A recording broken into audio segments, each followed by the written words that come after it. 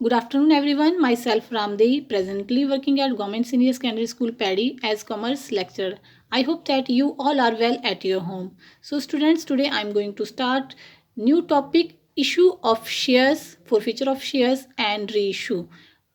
इस टॉपिक को शुरू करने से पहले मैं कुछ बेसिक टर्म्स आपके साथ डिस्कस करना चाहूँगी, जिसमें सबसे पहले मैं लेती हूँ अंश पूंजी।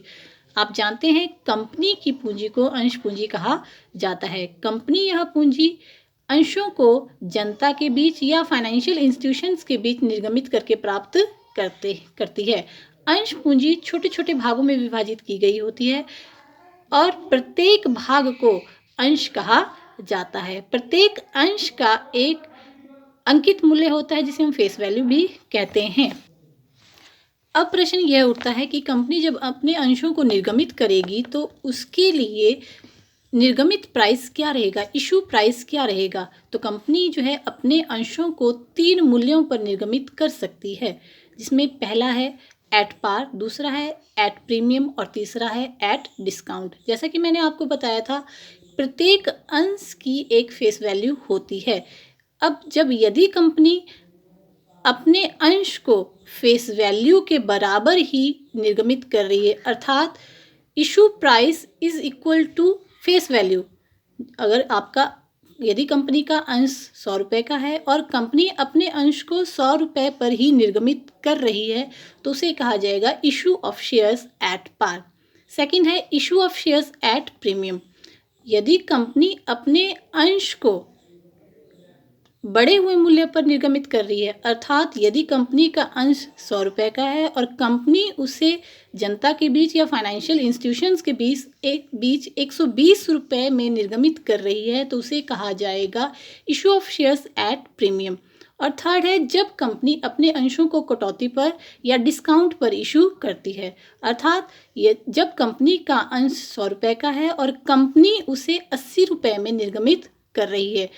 यदि कंपनी अंकित मूल्य से कम मूल्य पर अंश को निर्गमित कर रही है, तो उसे कहा जाएगा issue of shares at discount. अब जब कंपनी अपने अंशों पर पूर्ण पैसा प्राप्त नहीं करती है, पूर्ण रूप से मनी प्राप्त नहीं करती है, तो जिन अंशधारियों से पैसा पूर्ण रूप से प्राप्त नहीं किया जाता है, उन अंशधारियों का नाम अंशों के रजिस्टर से हटा लिया जाता है, अर्थात कंपनी जो है उन्हें जब्त कर सकती है, जिसे कि कहा जाता है फोरफीचर ऑफ शेयर्स।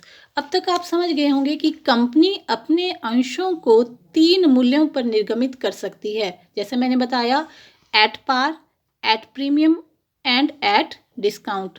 यदि कंपनी पूर्ण रूप से अंशधारकों से अंशों का पैसा प्राप्त नहीं करती है, तो कंपनी इन्हें फोरफीट करने का अर्थात जब्त करने का अधिकार रहती है। कंपनी के संचालक उन अंशधारकों का नाम अंशों के रजिस्टर से काट लेते हैं या जितना पैसा उन अंशों पर अंशधारियों द्वारा भुगतान किया गया होता है उसे जब्त कर लेते हैं। जब कंपनी इस तरह से अंशों को जब्त कर लेती है, तो उसे कहा जाता है अंशों का हरण। जब कंपनी यह राशि जब्त कर लेती है, तो इसके लिए एक अकाउंटिंग प्रोसीजर फॉलो किया जाता है, जो आपके साथ मैं अलग से डिस्कस करूंगी। तो अब तक आप समझ गए होंगे कि जब अंशधारक निश्चित समय में कॉल्स या अलॉटमेंट का पैसे का भुगतान नहीं करते हैं, तो कंपनी उन अंशों को जब्त कर लेती है और जो पैसा उनके द्वारा भुगतान किया गया होता है उनको फोरफीट कर देती है। इसके लिए एक फोरफीचर अकाउंट ओपन किया जाता है तथा फोरफीचर के बाद इन अंशों को रीइशू करने का कंपनी अधिकार रखती है। जब कंपनी इन फोरफिटेड शेयर्स को रीइशू करती है, तो उसके लिए भी अकाउंटिंग प्रोसेस फॉलो किया जाता है, जिसको मैं आपके साथ डिस्कस करूंगी। तो अब तक आप समझ गए होंगे कि कंपनी जब अंशों का निर्गमन करती है तो वो 3 मूल्यों पर करती है, at par, at premium and at discount.